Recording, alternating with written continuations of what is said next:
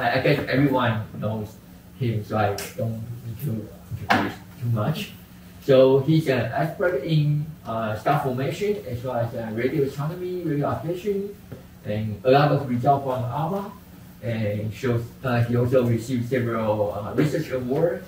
And now he's a PI of the ALMA Taiwan project, as well as a manager of the software development center in the ALMA. So let's welcome him. Thank you for the introduction. I thought today is an IT training course. You guys didn't go? Okay. I guess you guys are taking the courses. Okay, thank you for the content. Anyway, glad that you can come to my talk. Today, I'm going to talk about this formation of the disk and jets in the early phase of star formation. And most of the results come from this ALMA, this wonderful, powerful instruments. So this is the artistic conception of this our galaxy.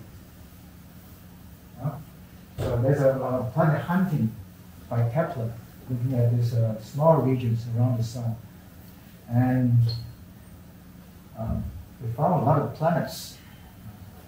So many of them, like the Earth, Mercury, Neptune, Jupiter size, and the temperatures like the Earth, Mercury, and surface of Venus, something like lava. So many of them, they're surrounding in the circular orbit, something, or kind of orbits. So the stars appear to have planetary systems, just like our solar systems. So I guess there must be some common formation processes taking place. And here's our solar system. There's the sun and the Earth and this asteroid belt and this planets, and then this is a Kuiper belt. So this is within 50 years. You see this all orbiting around the sun, and in the planet, this planet. And this is within 50 years, and there's also comets. You see further away, you see there's a Sedna, and there's a 2012 VP something, and actually it's more than that. A lot of objects come from this distance, 1,000 up to 1,000 AU, and not most of them are not in the planet disk. Actually, there's a little bit away above this something. So the actuals extend further away. The disk structure. From the flat structure of this. And you look further away, you see there's see some comets, long periods comets, or even the near parabolic comets come from large, further away, and all over from different directions. So they speculate that there could be some volcans, something around these solar systems, which are the radius of 10 to the 4 AU something. So this is basic understanding, from our solar systems. So, and then we look at these guys, with ALMA and Android and the groups. We see a lot of beautiful protoplanetary disks form around the protostar, center protostars here, and see there are a lot of ring-like structures and disk structures, and those spiral structures, and gaps, ring-like gaps. Which means the planets are forming in this disk. And this is about 180 something in size, in radius, actually. And more impressive is this image from this ALMA. So you can see there's planets forming. Yeah. So this is tells everything's kind of formed in a disk structure, something like that. And there might be some rotation, something, and this is rotating. There was some rotation and making this like structure, something like that.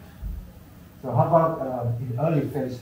This must start in the early phase, like form in the early phase. So how this formed in the early phase? So how this center star is formed? how does this fit the center photostar? This actually, this is like the later phase of the star formation, and they're quite the accretion rate is quite small, actually quite stable. So looking at the scan again, this is taken by radar. This is Orion. I like Orion constellation because there's a lot of star forming regions there. And when you look at this infrared, you see a lot of dusty clouds around this region. And 42, Orion A cloud, B cloud, and so there's a filament structure, something. And when you look at this in ALMA, with ALMA and also VLA, this VLA, longer wavelengths, and this is with ALMA, you see a lot of stars are forming, and the gas kind of form like these are structures around the center photostars. When you look at longer wavelength, you can penetrate this further in. You see this the center part of this maybe that's smaller region than this ALMA structure. Now I'm talking that the previous wavelengths, huh? And this we are talking the centimeter wavelengths. Yeah. And also, when you look at this region, you see magnetic field in this region. You see this by Planck. It is streamlines showing the direction of the field lines, two directions. And the size here is about 100 parsec. So in this star formation region, there's a lot of gas, dust. Not only that, also have the magnetic fields in it.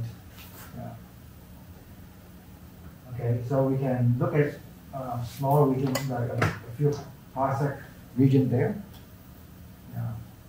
Here's a 2 parsec region. Pick up a region. And the region is about having these properties. The temperature of 10 Kelvin, the density, non-density about 10 to the 3, and the mass, solar mass about 380 solar mass, something like that. And this cloud could be unstable. You can calculate the Jin's mass, Jin's length, right? The Jin's mass and Jin's length is the Jin's length is the minimum length of the side that have the collapsing, the gravitational collapse. So here is this collapsing time. So when you time this minimum size of collapsing, when the collapsing time is equal to the crossing time, that's the region is stable. Yeah? So this is the minimum size of the size that start to have collapse. So this is Jin's length. And so we do the calculation. So we do the sound speed calculation of the temperature and the density, particle density, and found that the size is about 0.6 parsec something, the Jin's length. And then inside this Jin's length, the mass, we can calculate the volume and the density, and then we give this 8.2 solar mass something. So we have a Jin's length and Jin's mass about this size and mass. So this is a collapse. So this big region, core, cloud, collapse into this. Into this a few clumps inside this cloud with this kind of typical size mass. But once the collapse process taking place, the density increases, right? So the Jin's mass and Jin's length decreases as well. And also at this length scale, also after collapse for a while, and then the B field effect will kick in, become more obvious. So we have this fragmentation again. This collapse becomes fragmentation. A few cores, dense cores. And this where the material flows along the field lines, producing discriminant structures to indicate the field lines. And then you look at this individual core, the size about 0.1 parsec. It's about the size of the orbit cloud. So this is a crystalline core. This is not collapsing because of the gene stability, and it becomes very hydrostatic. And this inside here we have some pressure balance something, and acceleration, and then maybe reach this density profile, rho proportional to R, 1 over R squared something. And it could be hydrostatic, I'm not sure. And that's right to the field lines. And they could have some net rotation as well, because we don't know whether there's no consensus on the may not agree with the velocity here and here. Have different velocity length to produce a net rotation along the axis.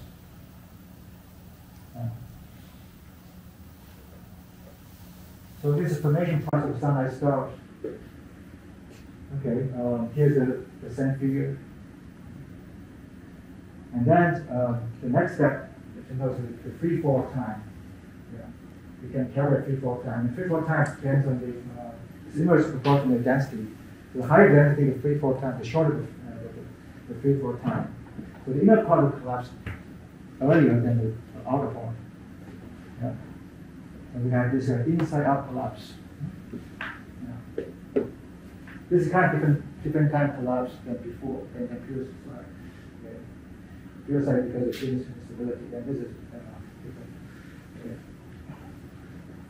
And this will produce this emblem of these structures that we see in the observation. Emblem of these structures. And not only that, we also see this jet and outflow from the center. Yeah. And of course, this will evolve into this planetary distant planet systems. And the question is, we still don't quite understand from this step to this step, how did this form, how did jets form? What's the role of the distant jet? So especially this whole process complicated by the magnetic field and angular momentum. We can take a look at this some physical quantities.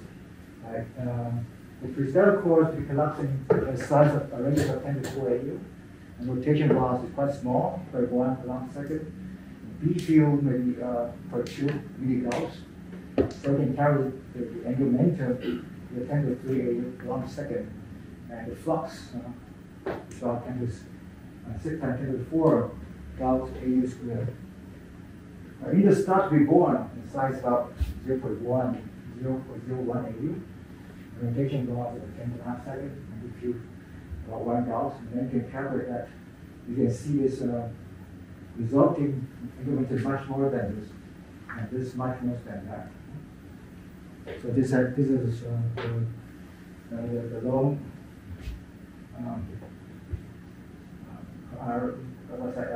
the problem, the angular momentum problem, and the magnetic flux problem is formation. Long time problem.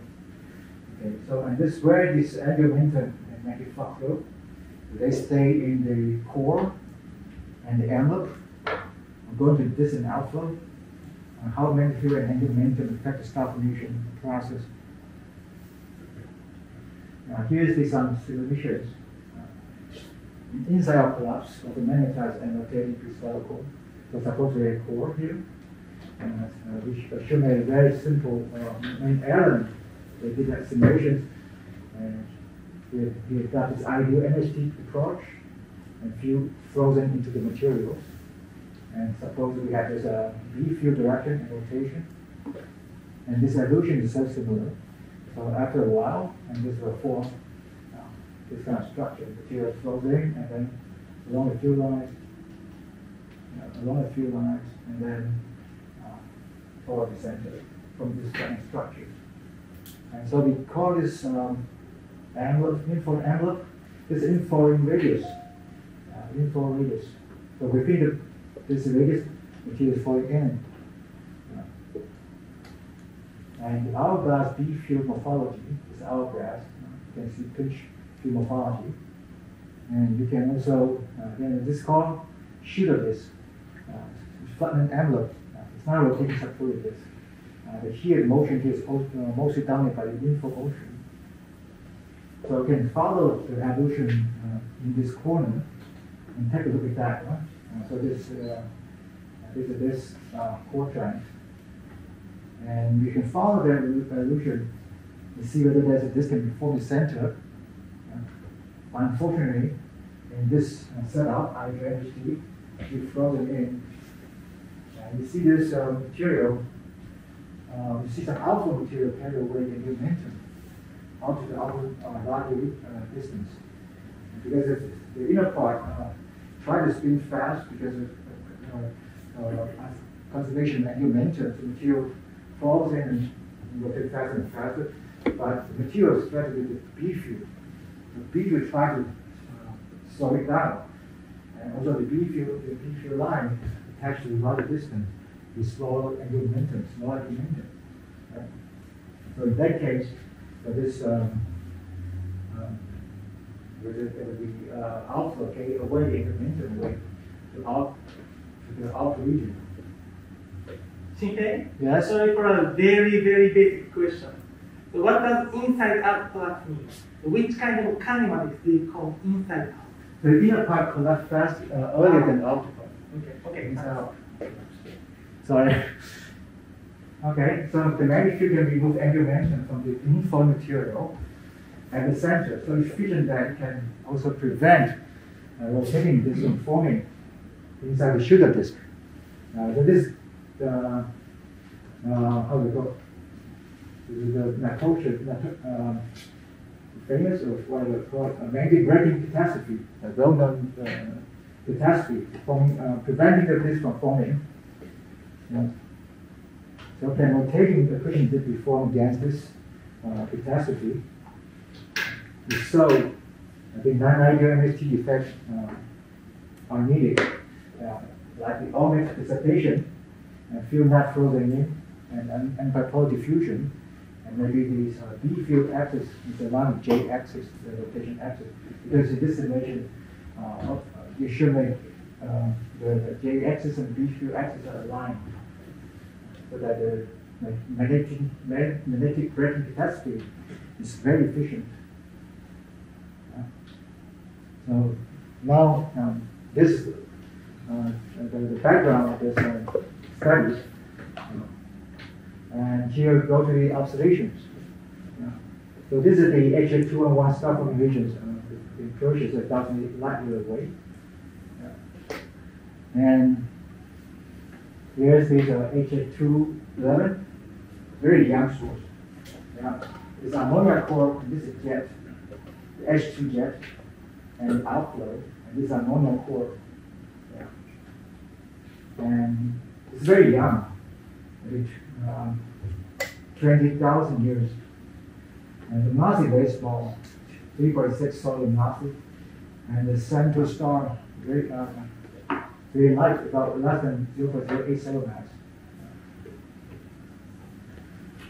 So looking at this, we have to look at the kinematics, see what's happening. But this is a core. Actually, this core is rotating. The redshift here, blueshift here. And it's elongated, rotating. The size is quite about 1. The radius 0.05 parsec. So zoom the J-axis is the alpha axis, which is the rotation axis. And we can, using the ALMA, we can zoom in the inner part and look at this continuum which shows the dust distribution in this region. See elongation. You see this elongated dust distribution. We also can map this and see it over the line 2 to 1. Maybe we study kinematics. So also see some elongation here. And we can look at the kinematics and do a cut along this major axis. You see this is precision versus velocity. So this is redshifted and this is blue shifted. And see the redshifted is fainter than the blue shifted. And so see some absorption there and something in the redshifted. And this means this material is inflowing, and this is in the front, and this at the front of the system, and this on the back is in the front.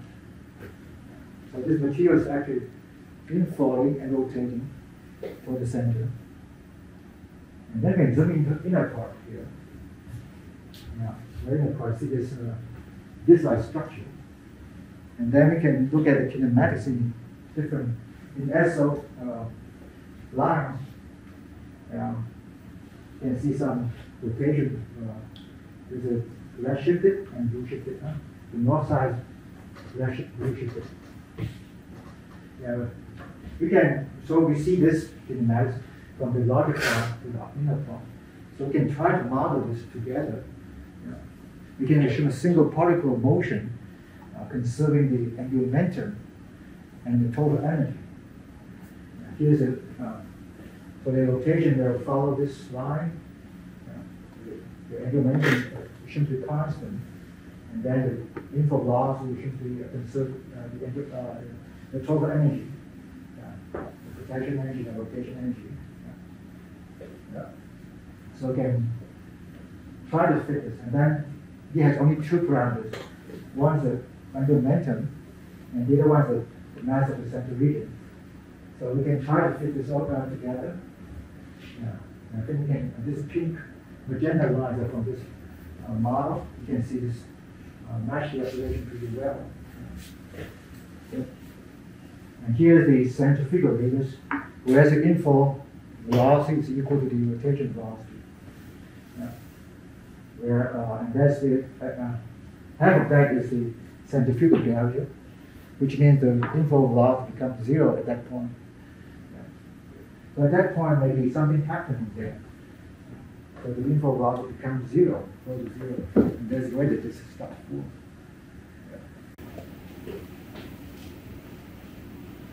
So the color shoot of this is we can just see the information. The information is larger than the rotation velocity.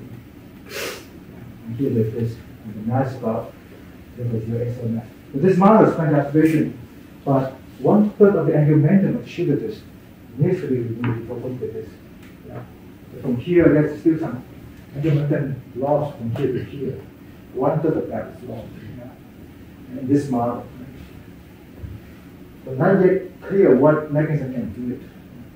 Alternatively, we can do different models without any angular momentum loss. But it appears that this simple model can fit this observation. Another thing is to look at this outer part. We have this connection from the envelope to the core. Where it's from the can be produced by this inside outlet model. So this is angular momentum distribution of the sugar list, the flattened envelope. Here's the angular momentum distribution, and here's the core distribution. Angular momentum distribution. We can fit this angular momentum distribution. We found that L proportional R to the power 1.55. They kind of consistent with the core that have turbulent notation. And then we can show an inside of the model. So inner part collapse earlier than the outer part. And he was asking, so the inner part collapse earlier than the outer part. So at the center here, we notice the sound speed because we know the temperature about 15 Kelvin. So the sound speed is about 0.2 feet per second. So we can calculate the model, the inner part. At younger age, because this is the line, the evolutionary line, at two different ages. We can see at this age, 3.5 10 to the 4 years. I can match this up distribution of the angular momentum from the core to the flattened envelope. Yeah. So this simple inside-out collapsing model can kind of match this distribution of the angular momentum from the core to the flattened envelope. Yeah. So this part, actually this single shell here, single shell here, spread into this envelope. Okay, so this shell becomes expanded because it has set angular momentum like this part. Okay, so there's the radius of the collapse. Radius is about 1,780 over here, and the collapsing time, as I said, 3.5 times 10 to the 4 years, and the accretion rate 3.8 times 10 to the, and this depends on the cell speed to the power of 3. So it's about, if you multiply this and this, you get roughly the mass of central storage. The model can also match the vector and the mass from the location, shipping scalar location. So since I know lots of your momentum from the core to the sugar disk at this early stage. And this is the y side. And take a look at this magnetic field morphology. Okay, here. So this is the field morphology of core, ammonia core. So the B axis, you see this B axis here? So you see a big misalignment between this B axis and J axis. Okay. So we expect the efficiency of this magnetic braking is smaller than we thought. So we measure this the field lines, the field morphology in this center region at different frequencies. You get a consistent morphology at different frequencies. Yeah. So this field lines will be 230, and the red lines will be 358 gigahertz.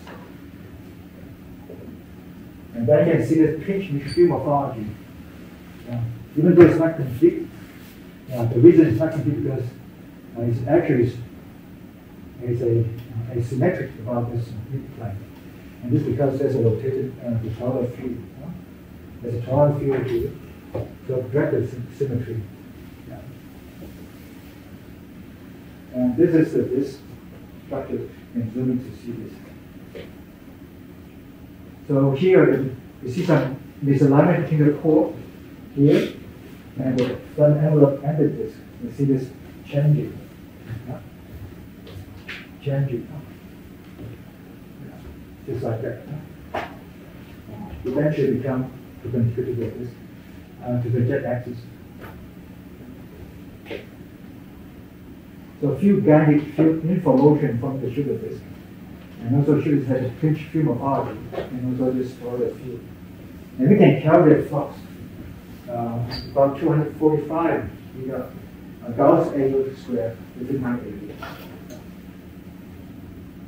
And this is a model, the simulation, this kind of model from the simulation.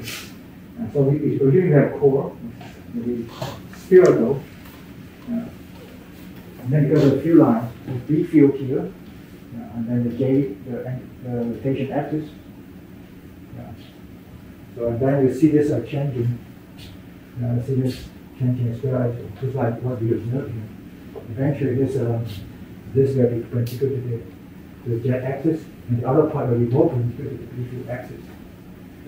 This is what we see here from the observations.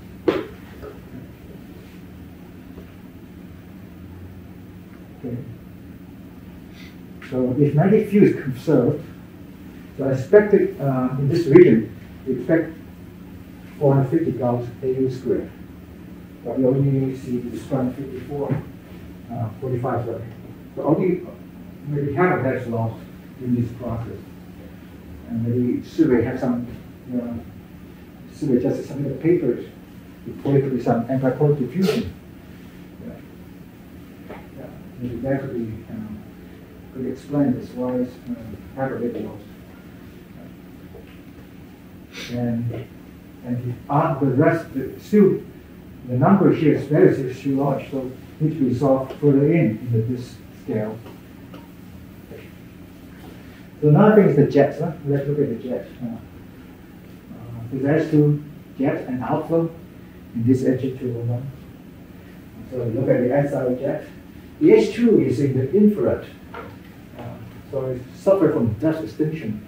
You won't see the jet down to the center.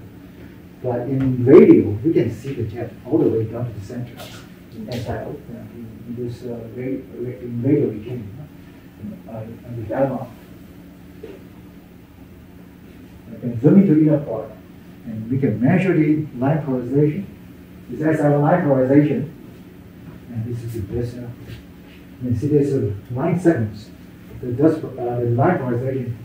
Yeah.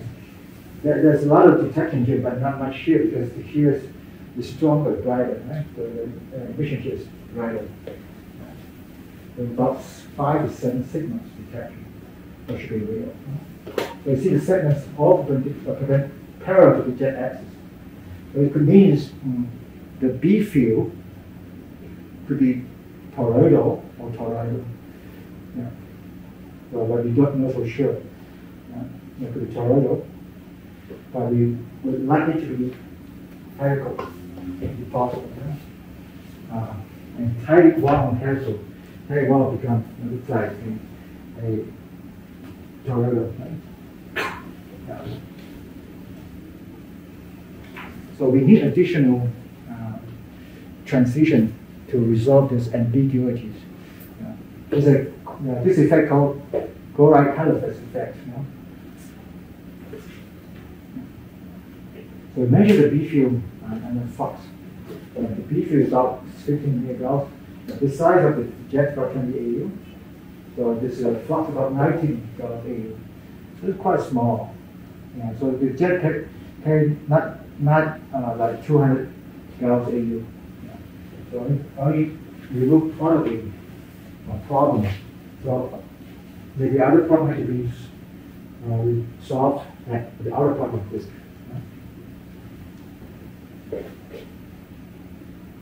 This is a right and another source. Another source is H212. This is the one I like most. This is H2. Again, so you don't see the center polar stars. You don't see the jet all the way down the center because it's from the dusk extinction. Due to dusk extinction. During embedded polar star.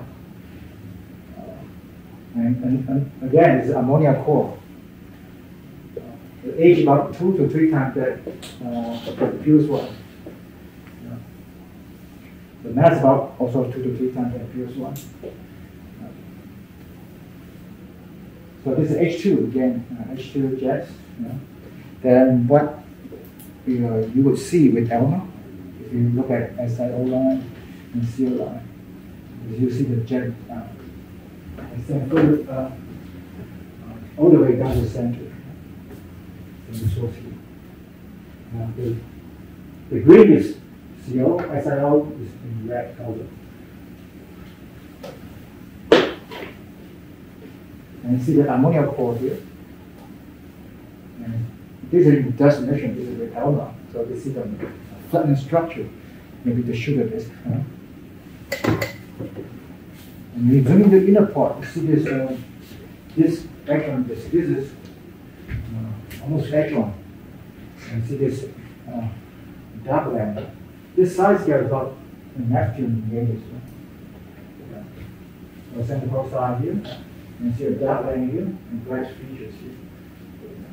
So just like we call it hamburger because it's like I didn't show the hamburger picture. Anyway, this is like the advanced, and the mix.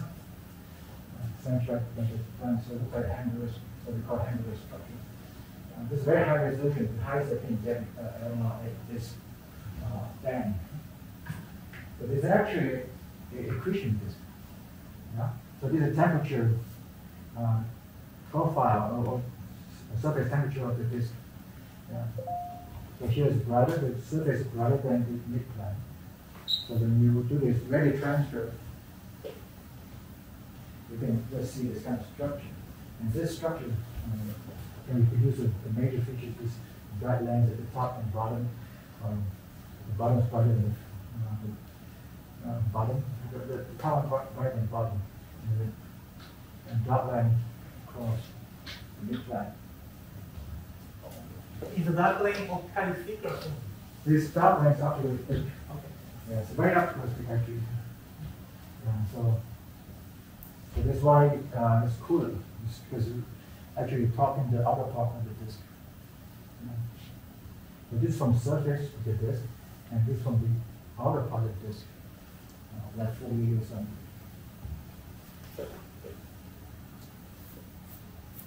And again, when you look at the kinematics, see the kinematic that is seen for the HA211 will be seen here too as well. So this, we look at SCO plus line. Then we do a cut here. Right. I think now you can't forget, I think you've seen this one, I think second time you see it now. So so this is again, this is the red shaded part is better than the blue shaded part. And then see absorption trend here. This is big because of the again the structure, the transmission. Yeah. So again, this from the back, and this from the front side of from here, from the front side and back side.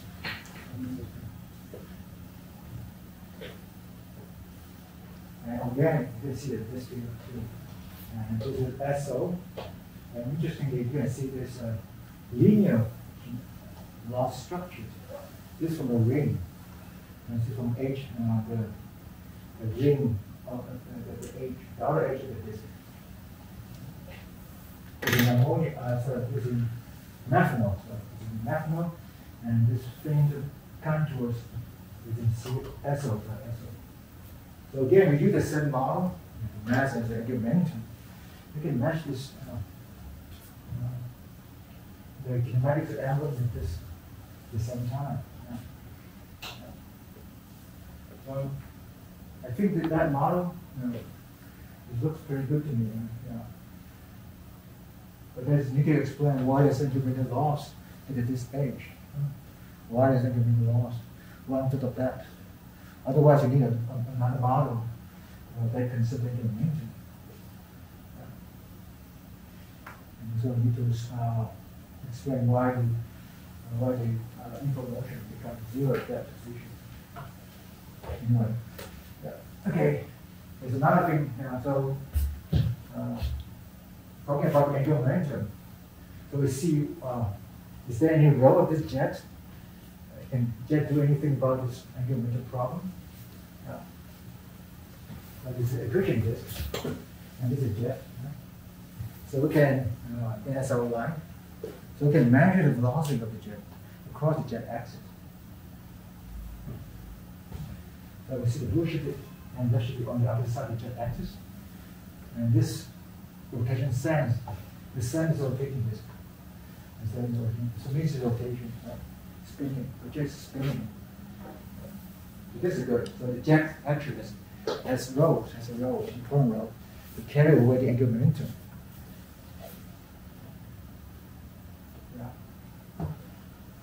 So carry about very small, 10 AU per second. So very small still.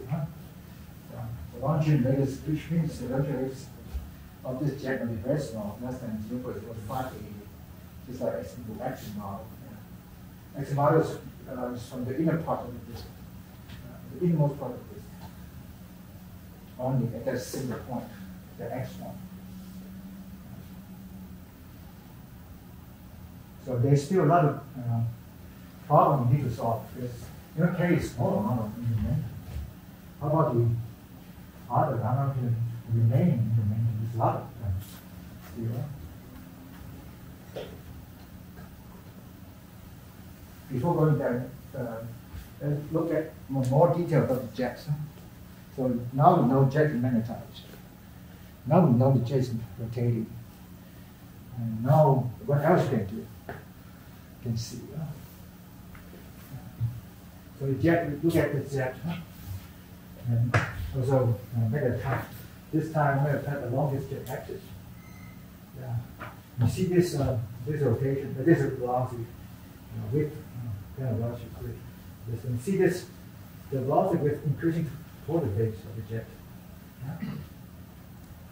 Even though the jet doesn't look like it. So which means there's some radial motion in the base. There's some radial motion in the base. The radial expansion part. So this is a simple model from action model. So this X1 is actually a radial wing. It's not a color. It's not a pencil-like wing. It's a radial wing. So radial, expanding all the direction regularly.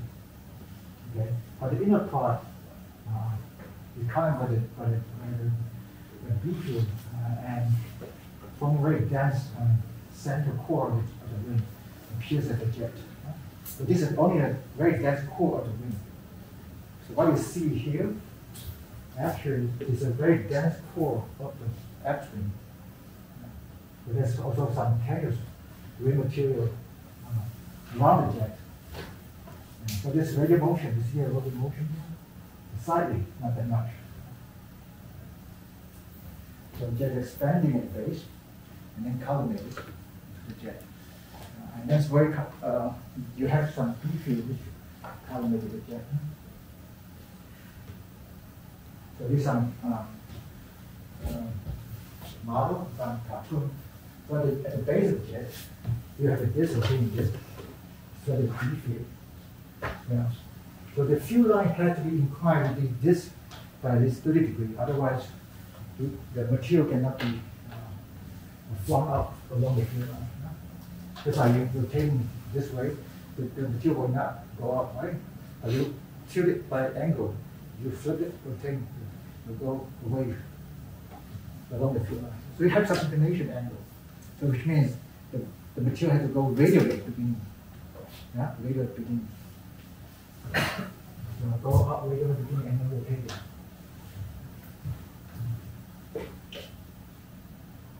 So this material swung up by magnetic centrifugal force. At some radius, like 2 times the Alfred radius, the inertia of the material can start to kick in.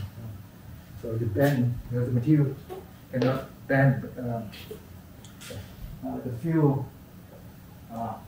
A bend to follow the field, the inertia of the material. You cannot drag it anymore, so you have to bend, and then you can't follow the field. So in this case, so we have something like this. The innermost part of the disk launching this jet material,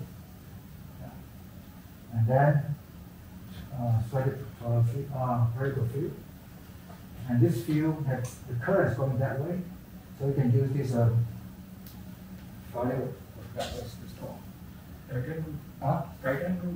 hand rule, that's right. And then so we have this field going this direction, and then current, and then the force going into the plant. So we can confine material.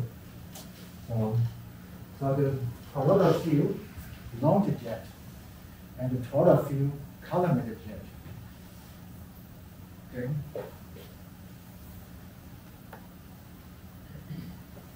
So the story is not ended yet, right? So we know this the jet only carries small amount of momentum, but this is a lot of momentum. How could you get material from out of that part? So look at other components. Kind of a fan-shaped material, we call it ASIAA. So this fan-shaped material comes out of the disk, and from outer part of the disk, it's rotating as well. And it's not just rotating, but also expanding. So this could be the disk ring. But the disk ring can also carry away the momentum from it. Not just in the also the B field, because if you use a magnetized model to fit the structure and the rotation, we found that a self-similar disk ring model can reproduce this structure in kinetics.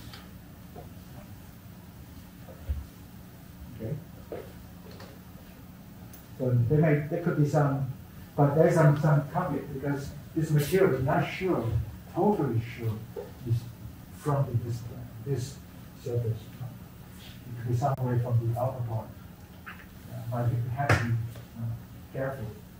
But so I consider this as a tentative result. So you have this way, right? So how do you launch this way? You need something to launch this way, right? You need B field. So next step to do is to do polarization. See, can detect some B field now. This is solar intensity here. A little lower resolution, so you can see a clear handle shape. And this part is a power line intensity in this 350 band. Interesting, we see this V shape. This is from the surface of this. But there's also two arms. Could be spiral arms, on spiral arms. Because we calculate this Q value to close to 1 at the other edge. So there's going to be some spiral rotation stability at the outer part. Trigger these spiral arms, which is good because you carry over the momentum. And so this is the combination of this one and this one. And the more important thing is this, because this is optical thick, there's a few morphology, not a few more, the polarization pattern, orientation. So parallel to this contiguity is this axis. Because this is optical thick, and if this is due to the magnetic line bands, this means this is parallel field. Okay? The field lines is parallel to the polarization orientation, so it's parallel field. But it could be due to dust sketching. But my student tried to do this, model this. We had this ALMA observation in four bands. So the VLA K bands. No matter how we play with the model, we got very small albedo, which means the dust grain size should be very small. Should not have contributed any dust self-sketching at this frequency. So so we think this is more likely, if not all of them, maybe dominant by the B field morphology, the magnetic line branch. If that's the case, then it's because we see part of field that can launch this way. The polar field is wide this way, we remove the angular momentum. Right, even removing angular momentum away at this edge. That may not be true. I think probably the spiral arm is better than that. Anyway, so this is a picture. So this is this ring. This is a dusty disk. And this is a jet. The jet is only the center part, the dense core of the ring. So the X-ray is actually that way. I didn't draw the faint part. I didn't ask where to draw the faint part. Just highlight the SL. Actually, this could be a radial wave. Then column it. So start with radial, and then bang toward the axis. Okay. And this material is funnel flow. So this carry over the angular momentum, so the material here can go into the center part, the figure total star. And this is a funnel flow.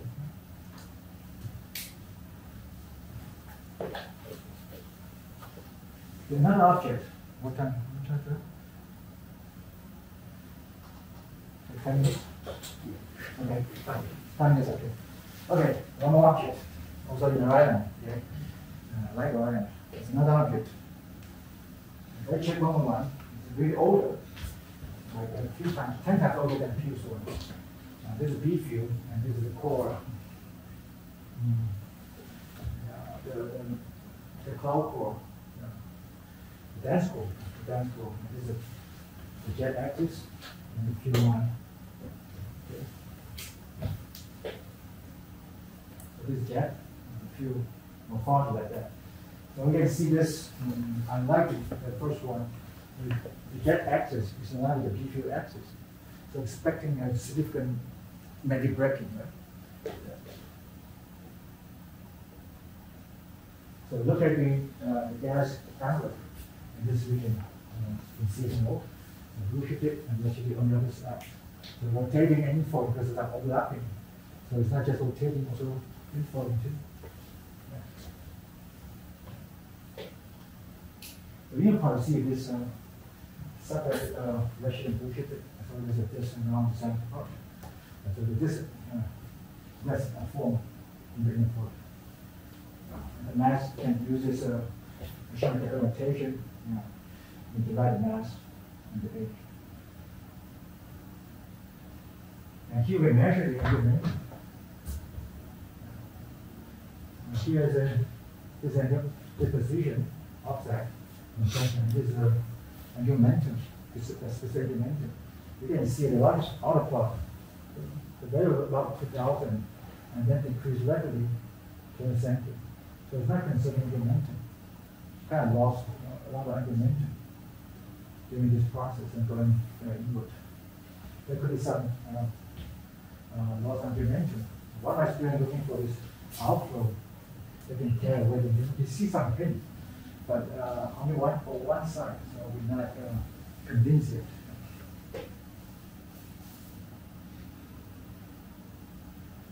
So the main braking may be more obvious in the later phase because a lot of fuel now becomes stronger. I mean, gradient becomes stronger and stronger, right? So the B fuel axis, alpha B fuel axis, and B fuel beta axis, and B fuel also the strength maybe getting stronger as well. And this effect will become more obvious in the later phase. So here, I show you the disk jet, right? So this is a jet, and this is a disk. In this case, you can see very nice spiral structure. It's not that obvious, right? But you can see this spiral structure. Right? We do not expect to see a very strong contrast, right? Because it's supposed to be 20% something. Even if you divide the rotation stability. So it's not that obvious, but if you can see green of them. Yeah. So you want to see better, you can project it. You project it and check out the average, the mean intensity, the annual, the mean intensity. You can see this spiral structure. Better. So the first is first spiral determining active accretion phase. We can carry away the angular momentum. So we can measure this spiral arm structures and try to fit it with two models. One is rotation stability model, right? The other one is planet formation. Which one's better? Unfortunately, we cannot tell. It looks like our data is not. It's not accurate enough to tell. It looks like both of them equally well, equally bad. Same.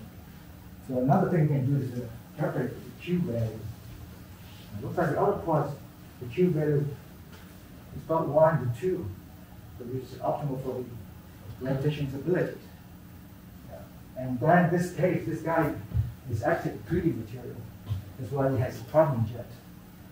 So it's more likely that this spiral is produced by this rotation stability. So this like the location sense here is opposite. That's why I cannot find anything similar to this. I just found this one from the literature, so I can explain our map. Let's see the spiral coming in. And then also, of course, the material goes in. The intermediate actually goes out.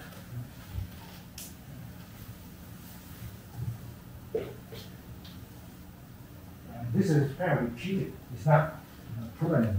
The spiral structure is not permanent. It's kind of repeated, kind of tension, something like periodical. Why is that? Because when the material falls into the disk, you decrease the Q value, excite the gravitational stability. But then when you excite that, the material goes in, right? Goes in, and then increase the Q value of that object. So you decrease the spiral intensity. So that's why you see this, and then form again. So kind of repeat. Right? Once you have ground material, and then with the spiral,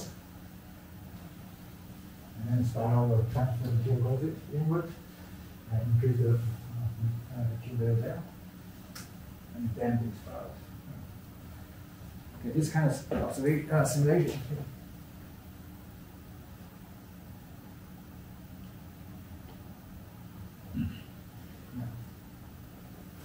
So you can see material goes in, but actually you can see some flames material goes out and you get out the element.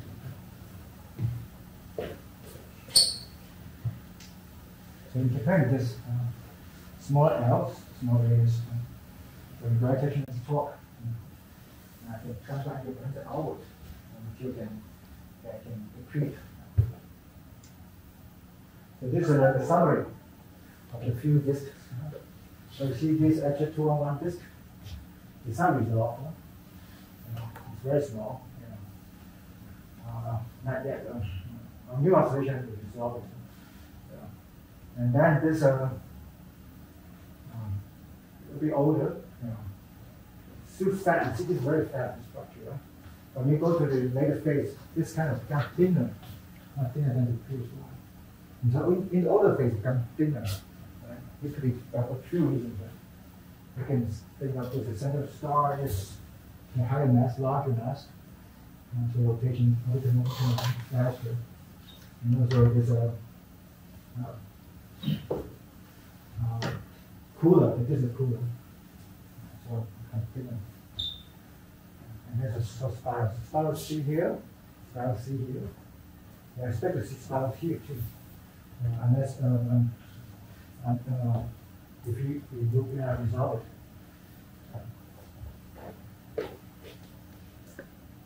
So this is I think the final slides here. So this kind of summarizes our results. The info guided by magnetic field for inside an envelope. And given this form inside an envelope, inside the envelope didn't correspond. And magnetic design is efficient with J-axis is inside of the P-axis. Jet magnetized launch from the innermost edge of the disk. And the GI induced spirals transfer the momentum. And magnetized this one can carry away the L and then B to away from the surface. Okay, that's all. Thank you for sharing. So, any question for? Yeah, thank you for nice talk. The first, okay, regarding the blocky structures in the HH212 disk. The blocky structure? The fragmenting structure, right? You see the edge, so you show edge on disk. Oh, H on disk. Right, yes, yeah. H on disk, what about H on disk? Sorry. H on disk. This one? Not, it's a millimeter, right? You say, Which one? fragmenting this. Fragmenting? Yeah, fragmenting, blocky structure in the disk, right? You show the images. And okay, so anyway, my question is, millimeter interferometry people have shown me so many blocky images from many of them are due to relatively low signal to noise and tricky, for image reconstruction. For interferometry. So I just would you confirm the blocky structure you showed us in the real one? Not that one. Not this one. That one. So HH. The gas one, right? Which one? The first one, second one, the third one? Or the polarized? The I polarized. think polarized intensity. Oh, polarized intensity. Okay, thank you.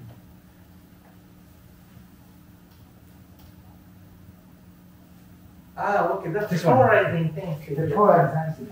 Okay, so Yeah, I the mean, polarized intensity. again, the millimeter people, so it's often shown in very blocky image. Yeah, So, but anyway, those blocky structures are real, right? Yeah, signal to noise. Yeah, that is, I think this is, first one is the 5 sigma. 5 sigma for the peak or in the edge? The age. Okay. I think that's what it is. Right.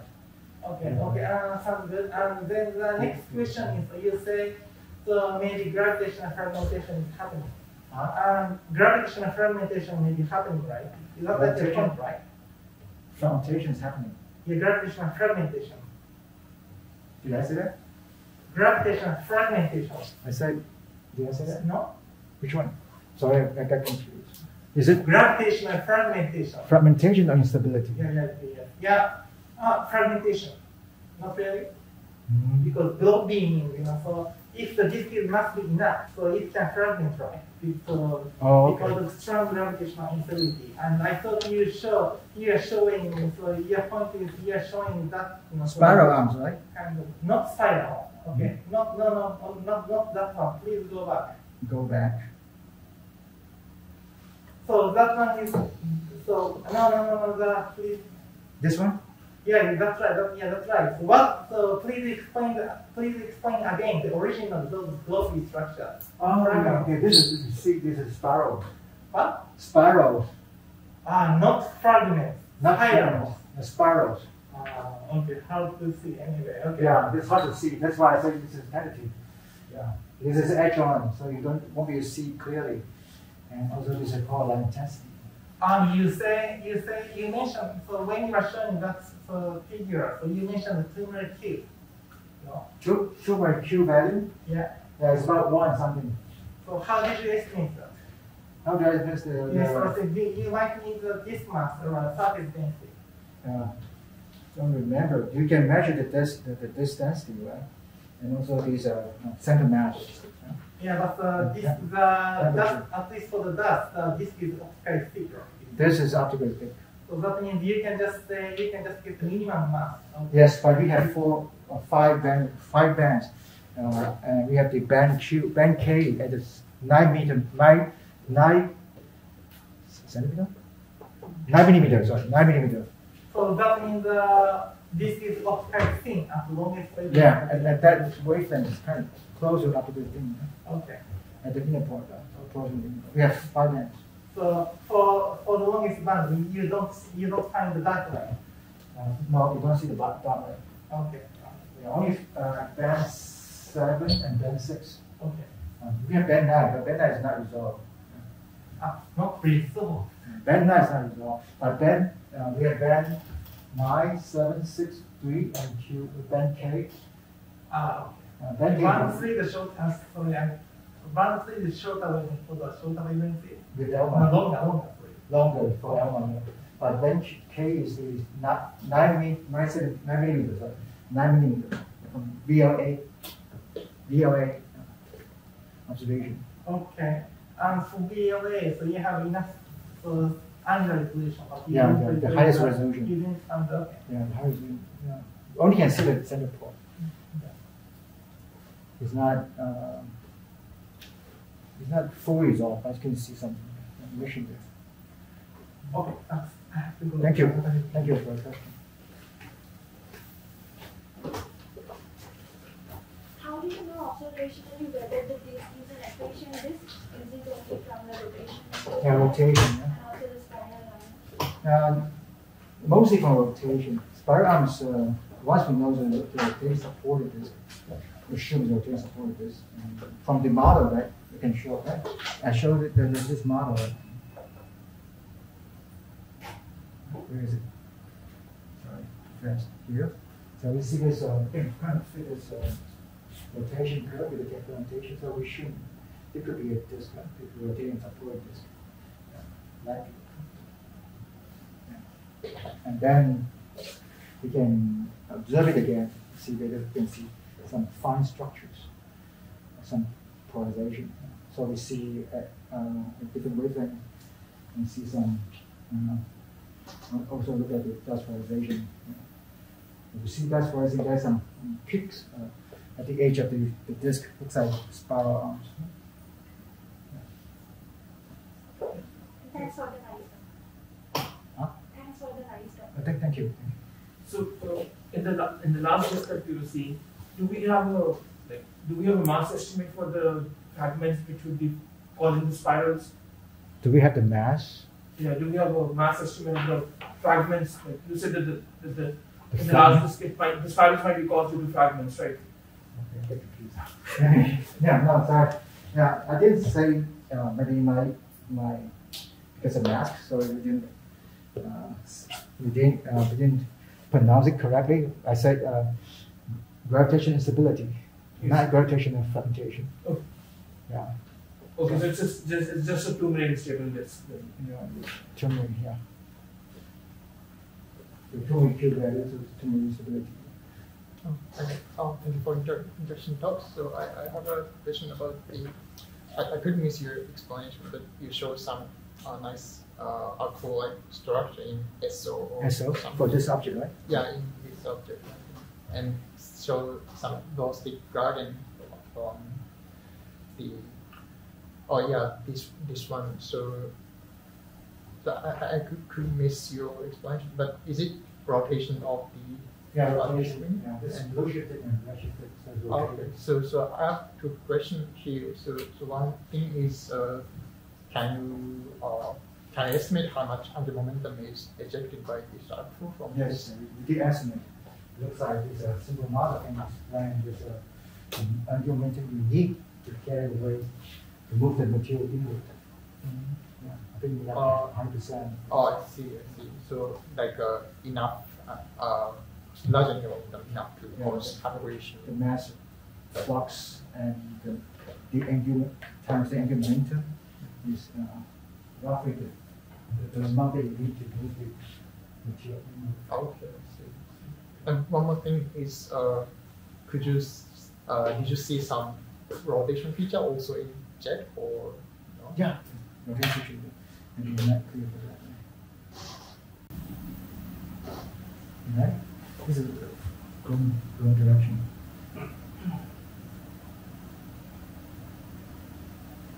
This is this one. Oh yeah, it's understand. So also it's Maybe that's the angle, right? It will take it by 22 degrees. and it's also carry out large angular momentum. Or did you estimate how much angular This momentum? is 10 AU per round second. 10 AU per round second. Okay, I see. Very small. Okay, So which means the launching rate is very small. So 0.05 AU. Okay. So in terms of angular momentum extraction, this green plays major role compared to jet. And you said the angular momentum extracted by jet is kind of small. Kind of small. So It has to come from the innermost part. okay, I see. Yeah. Okay, I understand. Because of this, the momentum at different radius Okay, yeah, it's already. is smallest one is Okay, I the see. inner part. Right? And it's very small. And you can do some calculation. This is divided by 2 for something. And then you have the center mass. Mm. And then you can calculate what the radius correspond to 3.0.05. Yeah. Okay, thanks. I mean that the key is the angular momentum they carry away is from this material. Right? Mm-hmm. And this material usually the angular momentum carry away is about a few times that, because there's also magnetic field stress, then you can increase the angular momentum. Yeah. So about 3 times. You divide by 3, then you divide the launching radius. The rough number. Okay, I see. Thanks. Okay. Quite a long thing off. Yes, the Chin-Fei. Just like you showed in this picture, the structure of the jet is not continuous. Not continuous. Yet. So, just wondering if you measure the velocity, the kinematics of the jet there. The probability, the jet velocity. Right, is the gradient of the jet. Sorry? Is there any gradient velocity field? The gradient of the velocity. You see, when you measure the proper motion, kind of increasing after that. I think it's increasing. This velocity is increasing slightly. Yeah. But that doesn't explain why it's episodic, but it's episodic. Yeah. Maybe the ejection is kind of episodic. Or there's some periodical variation in the velocity. The fast material can catch up with the slow material. Yeah, and then cause a shock knock, something like that. It could be there, but more likely it is the episodic ejection. It's not, but we don't know for sure because we haven't studied in detail about that point. I have no idea how to do this, so how to check it? Maybe other people have any suggestion how to confirm this, whether it's episodic or whether it's just because of variation of the jet velocity. There's few mechanisms can produce this noddy structure. This doesn't have to be episodic. Yeah. According to the back, the gravitational interface. We could do, Yeah. Or we could pinch instability. Yeah. There's a pinch instability as well. Episodic accretion rate. The accretion instability also, of course, could be there. And also there's pinch instability as well. It's because you have leaf pinching. Pinching in the jet. There are a lot of mechanisms can do this. Okay, so let's thank our speaker again. And